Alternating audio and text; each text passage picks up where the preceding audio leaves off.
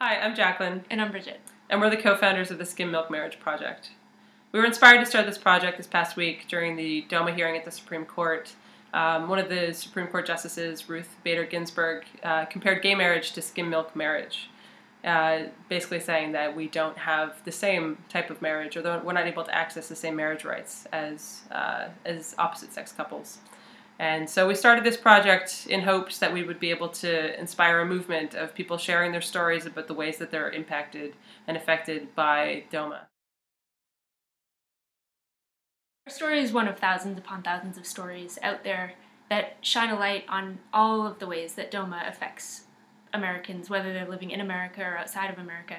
And we hope that our story will kick off this movement and encourage others to share their stories so that we can compile them and really show the American people, the voters, the politicians, all of the change makers out there, that DOMA is not just about the word marriage. It's about these 1,100 ways that they affect real people, real families.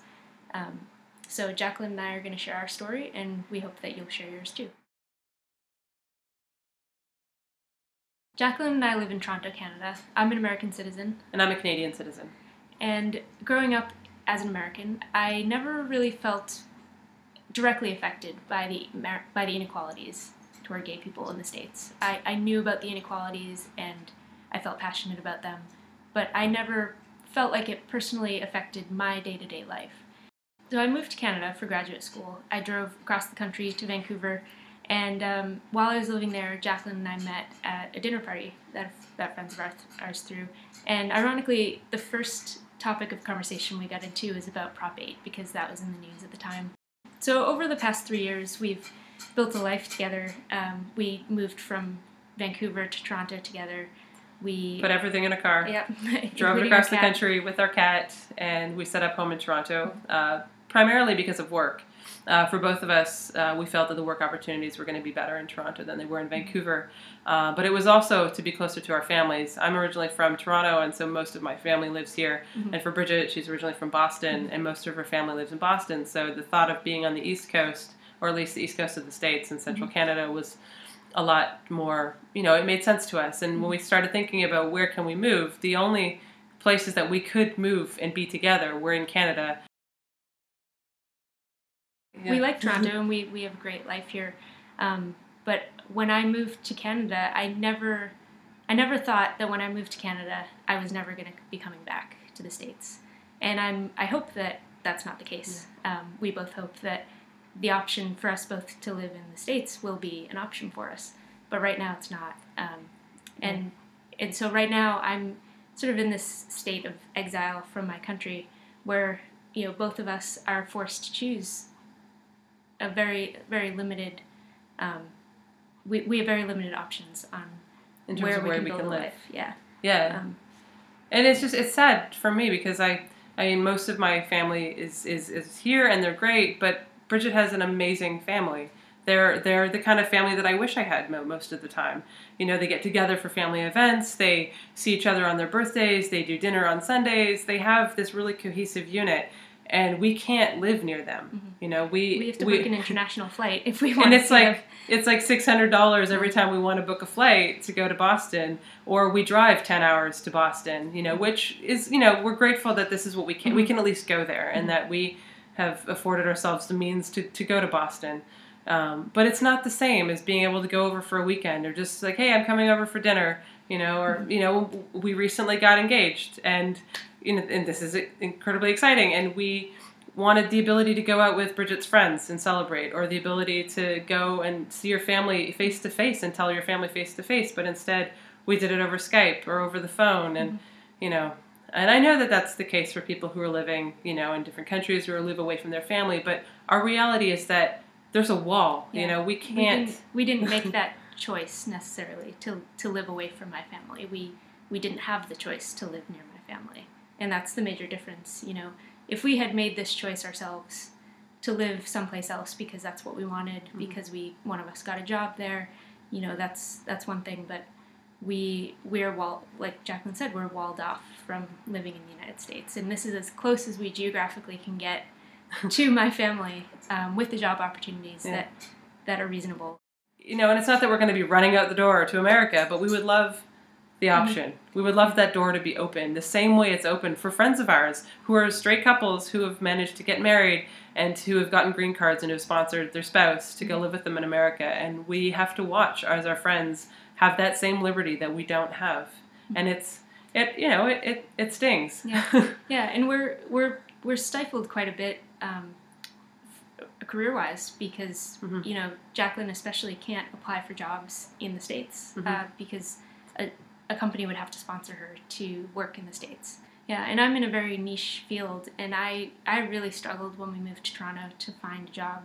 It took me, it took me a good 8 months to find any job and in my field, and I have a master's degree, and this is the biggest city in Canada, and it took me a really long time. So I worry about our financial future, my career, if we are limited to just staying in Toronto for the rest of our lives. So, I mean, that's our situation right now, where we do feel very lucky that there is at least a place that we can live together, because we know that there are couples out there that don't have any options.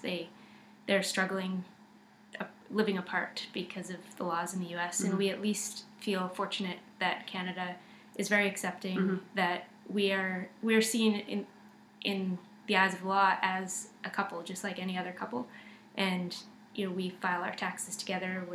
We have common law status. Yeah. I work for an organization that funds musicians and music companies in Canada, and we have a benefits plan at work. And Bridget is on my benefits plan, and so we have the same health benefits, and we have life insurance and critical illness insurance, and you're my beneficiary and all these things, and so we are very much, our lives are connected. We met, and from day one, this has been. There wasn't a second thought in our mind that we weren't going to be together, and so we've been building our life together. We recently got engaged while we were away on vacation, and I couldn't imagine my life without you. I couldn't imagine living apart from you. When we first met, when Bridget was doing her master's, we had to spend 6 months apart. So we met. We had 3 weeks together. It was incredible. And you had to go away, and you went away for 6 months to go to Africa to do field work, and I, we got through it, but you ended up surprising me, and came back for a month, and it was incredible, and every moment that we spent together, I was listening to Edie Windsor's story, and she was speaking about how when Thea was passing in the hospital, and she was like, Jesus, we're still so in love, aren't we, and I feel like every day I wake up and I love you more and more every day. And there's this, this is, you support me when I'm sick. We're financially responsible together. We plan our future together. We're trying to save to buy a house. We're trying to think, where do we want to live one day?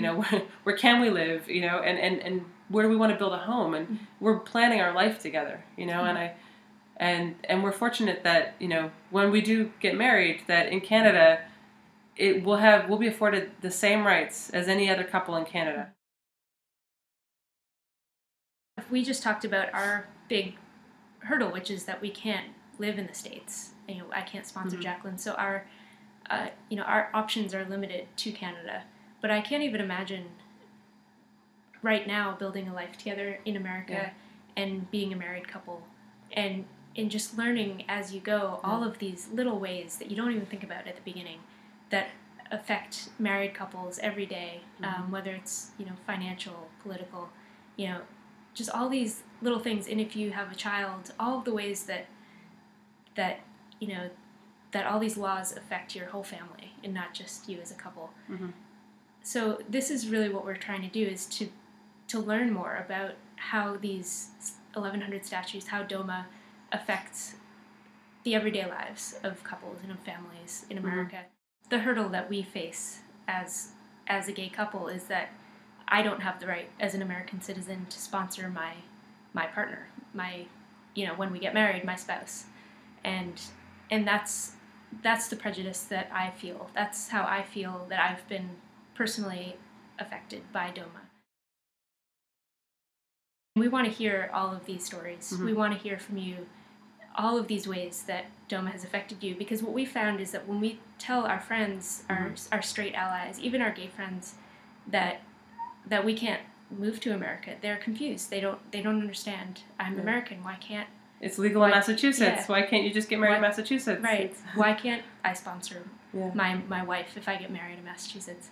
And when they hear that I can't, then they're outraged. And they if we just feel that if more people heard these personal stories from people just like them, from couples who are loving, who have a family, who are building a life together, and hear that they're hitting these roadblocks that as straight couples don't have to think about, we feel that this sort of mass, knowledge will build awareness.